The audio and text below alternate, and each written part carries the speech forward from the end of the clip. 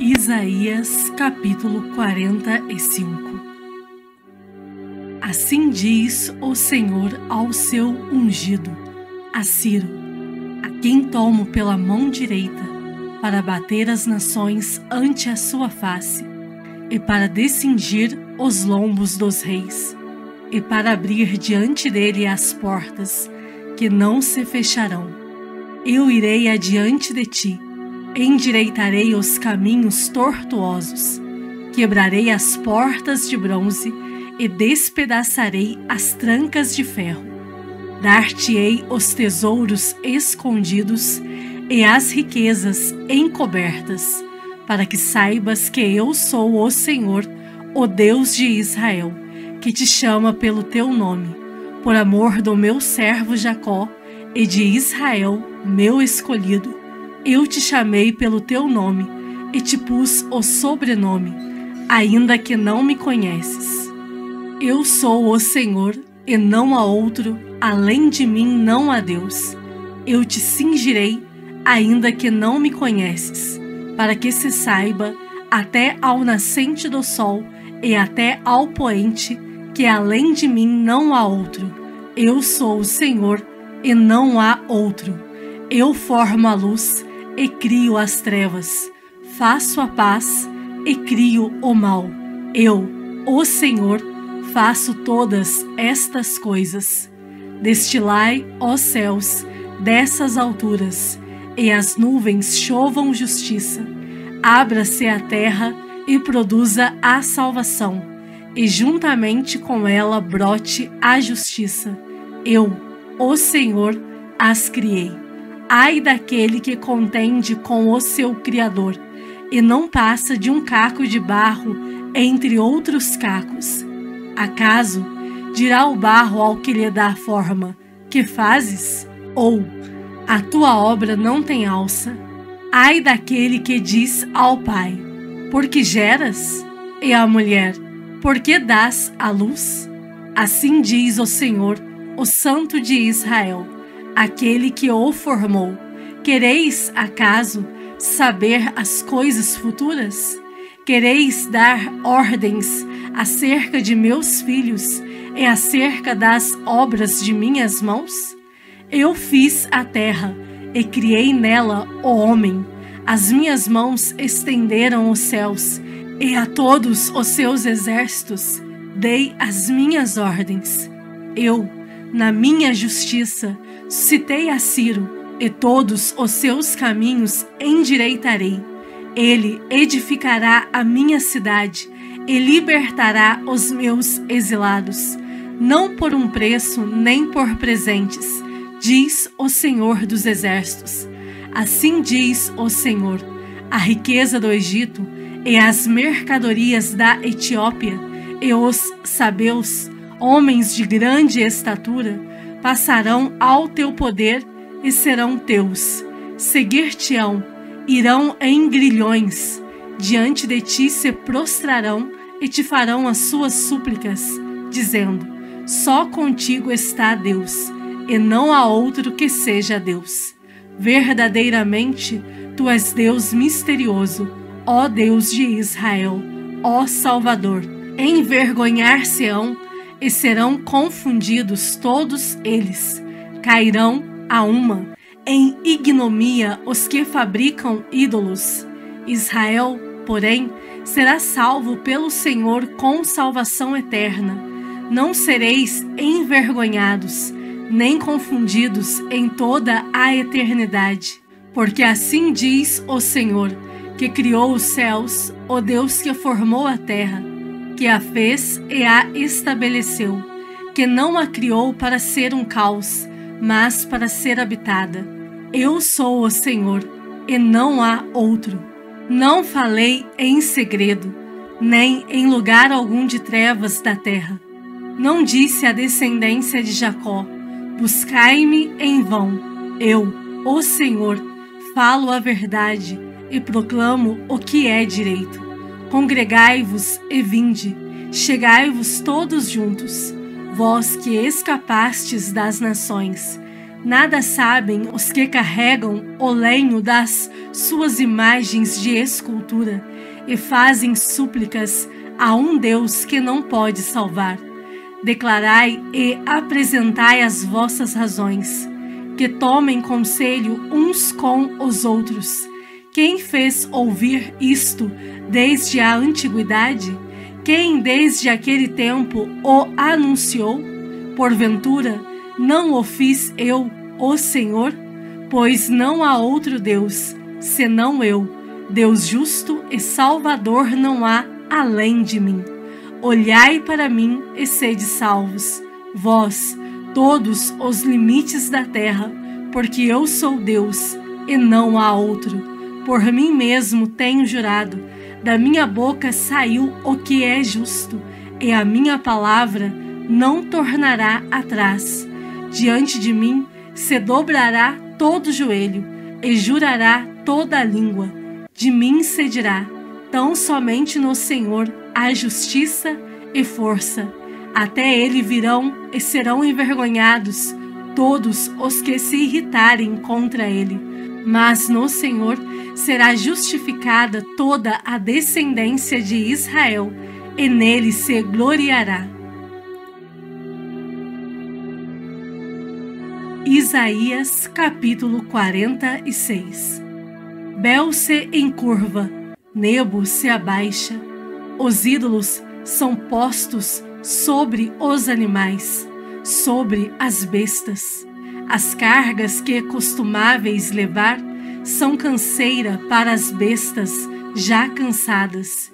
Esses deuses juntamente se abaixam e se encurvam, não podem salvar a carga, eles mesmos entram em cativeiro.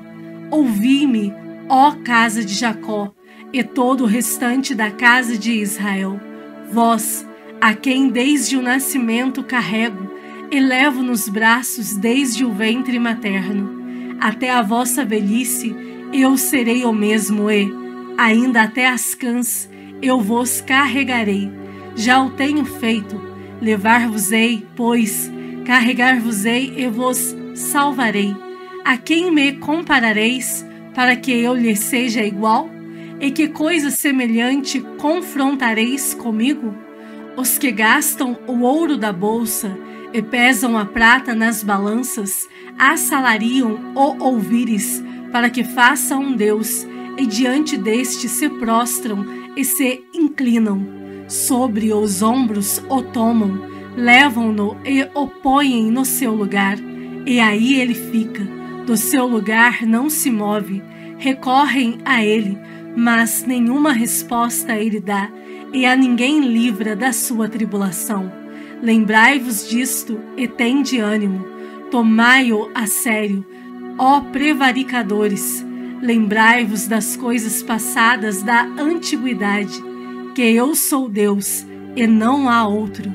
Eu sou Deus e não há outro semelhante a mim, que desde o princípio anuncio o que há de acontecer, e desde a antiguidade as coisas que ainda não sucederam, que digo: o meu conselho permanecerá de pé, farei toda a minha vontade, que chamo a ave de rapina desde o oriente e de uma terra longínqua, o homem do meu conselho. Eu o disse, eu também o cumprirei. Tomei este propósito, também o executarei. Ouvi-me vós, os que sois de obstinado coração, que estáis longe da justiça. Faço chegar a minha justiça e não está longe. A minha salvação não tardará, mas estabelecerei em Sião o livramento e em Israel a minha glória. Isaías capítulo 47. Desce e assenta-te no pó, ó virgem filha de Babilônia. Assenta-te no chão, pois já não há trono, ó filha dos caldeus, porque nunca mais te chamarás a mimosa e delicada. Toma a mó e mói a farinha, tira o teu véu, ergue a cauda da tua vestidura, desnuda as pernas e atravessa os rios. As tuas vergonhas serão descobertas, e se verá o teu opróbrio. Tomarei vingança e não pouparei a homem algum. Quanto ao nosso Redentor, o Senhor dos Exércitos é seu nome, o Santo de Israel. Assenta-te calada e entra nas trevas, ó filha dos caldeus, porque nunca mais serás chamada senhora de reinos. Muito me agastei contra o meu povo, profanei a minha herança e a entreguei na tua mão. Porém não usaste com ela de misericórdia, e até sobre os velhos fizeste muito pesado o teu jugo. E disseste: eu serei senhora para sempre. Até agora não tomaste a sério estas coisas, nem te lembraste do seu fim. Ouve isto, pois, tu que és dada a prazeres, que habitas segura, que dizes contigo mesma: eu só, e além de mim não há outra. Não ficarei viúva, nem conhecerei a perda de filhos. Mas ambas estas coisas virão sobre ti num momento, no mesmo dia, perda de filhos e viuvez, virão em cheio sobre ti. Apesar da multidão das tuas feitiçarias e da abundância dos teus muitos encantamentos, porque confiaste na tua maldade e disseste: não há quem me veja. A tua sabedoria e a tua ciência, isso te fez desviar, e disseste contigo mesma: eu só, e além de mim não há outra. Pelo que sobre ti virá o mal que por encantamentos não saberás conjurar.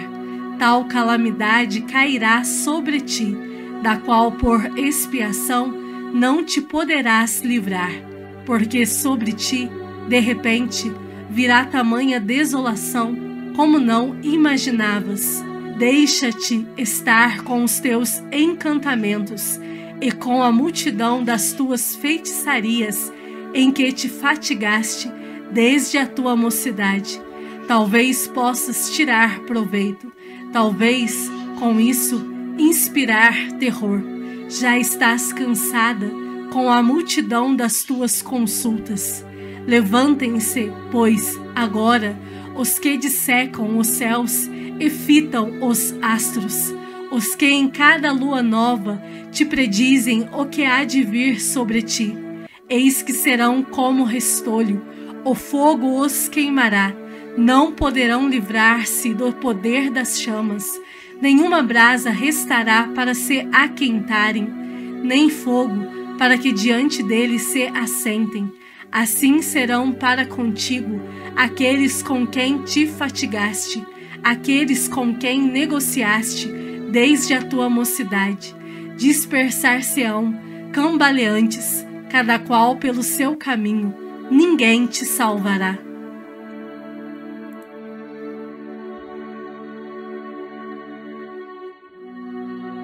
Salmos de número 94.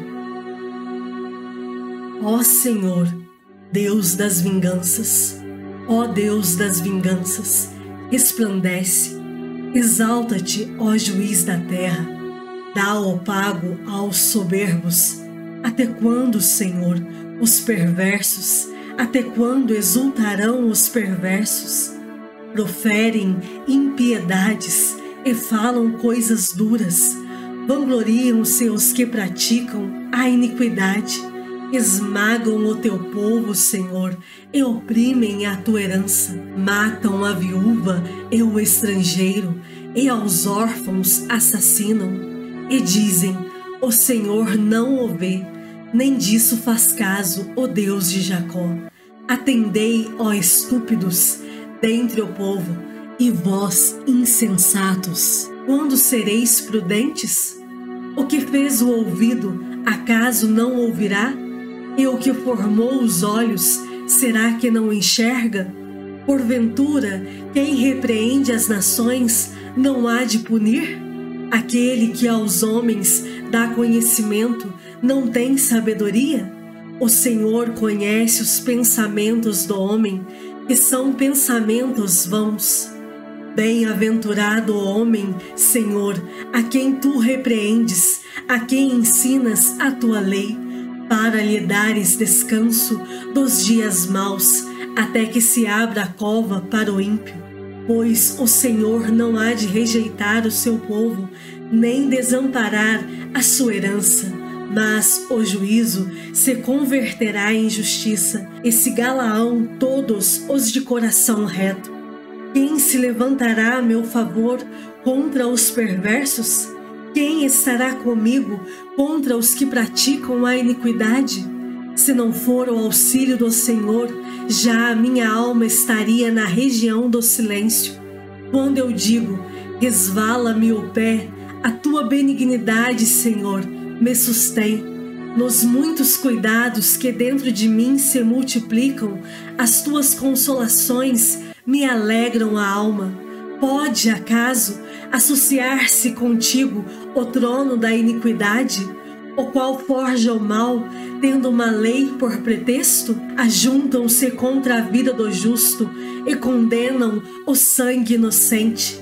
Mas o Senhor é o meu baluarte, e o meu Deus, o rochedo em que me abrigo. Sobre eles faz recair a sua iniquidade, e pela malícia deles próprios os destruirá.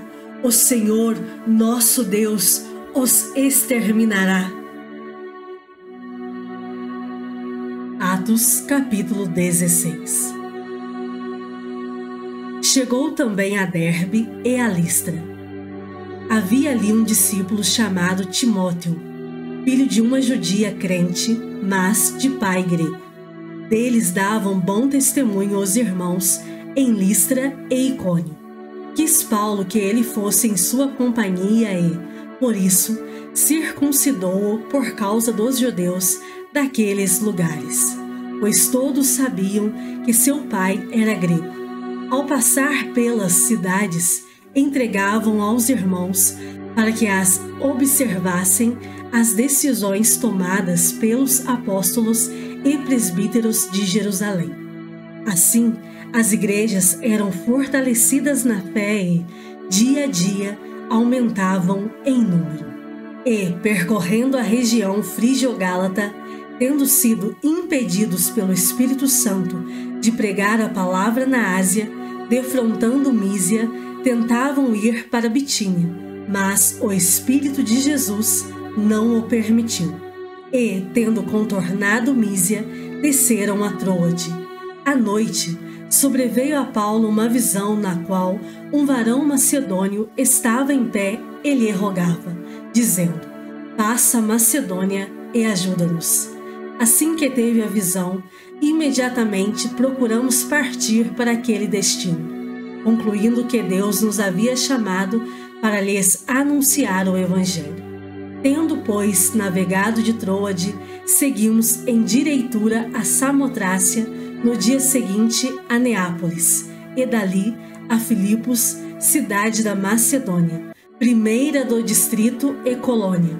Nesta cidade permanecemos alguns dias.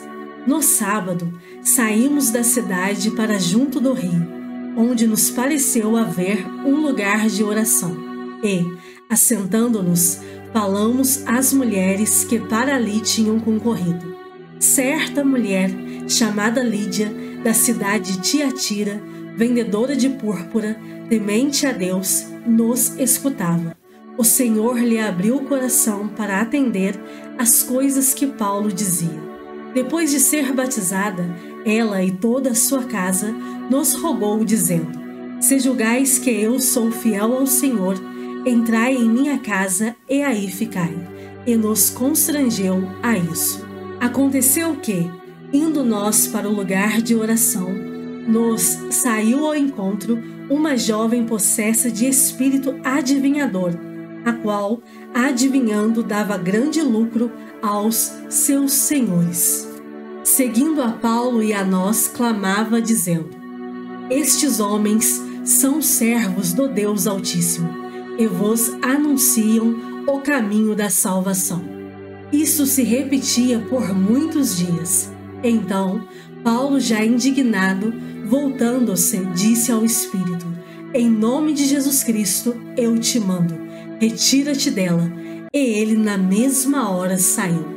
Vendo os seus senhores que se lhes desfizera a esperança do lucro, agarrando em Paulo e Silas, os arrastaram para a praça, à presença das autoridades, e, levando-os aos pretores, disseram: estes homens, sendo judeus, perturbam a nossa cidade, propagando costumes que não podemos receber nem praticar, porque somos romanos. Levantou-se a multidão unida contra eles, e os pretores, rasgando-lhes as vestes, mandaram açoitá-los com varas. E, depois de lhes darem muitos açoites, os lançaram no cárcere, ordenando ao carcereiro que os guardasse com toda a segurança. Este, recebendo tal ordem, levou-os para o cárcere interior e lhes prendeu os pés no tronco. Por volta da meia-noite, Paulo e Silas oravam e cantavam louvores a Deus, e os demais companheiros de prisão escutavam. De repente, sobreveio tamanho terremoto que sacudiu os alicerces da prisão. Abriram-se todas as portas e soltaram-se as cadeias de todos.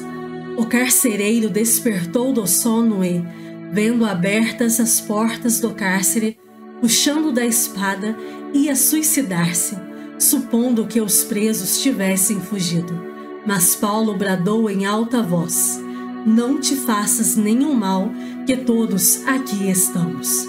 Então, o carcereiro, tendo pedido uma luz, entrou precipitadamente e, trêmulo, prostrou-se diante de Paulo e Silas. Depois, trazendo-os para fora, disse: senhores, que devo fazer para que seja salvo? Responderam-lhe: crê no Senhor Jesus e serás salvo, tu e tua casa. E lhe pregaram a palavra de Deus e a todos os de sua casa. Naquela mesma hora da noite, cuidando deles, lavou-lhes os vergões dos açoites. A seguir, foi ele batizado e todos os seus.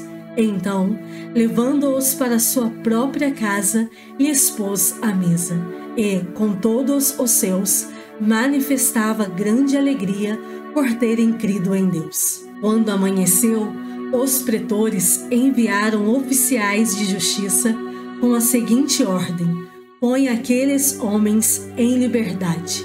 Então, o carcereiro comunicou a Paulo estas palavras. Os pretores ordenaram que fossem expostos em liberdade. Agora, pois, saí e ide em paz. Paulo, porém, lhes replicou: sem ter havido processo formal contra nós, nos açoitaram publicamente e nos recolheram ao cárcere, sendo nós cidadãos romanos. Querem agora, às ocultas, lançar-nos fora? Não será assim. Pelo contrário, venham eles e, pessoalmente, nos ponham em liberdade. Os oficiais de justiça comunicaram isso aos pretores, e estes ficaram possuídos de temor quando souberam que se tratava de cidadãos romanos. Então, foram ter com eles e lhes pediram desculpas, e, relaxando-lhes a prisão, rogaram que se retirassem da cidade. Tendo-se retirado do cárcere, dirigiram-se para a casa de Lídia e, vendo os irmãos, os confortaram. Então partiram.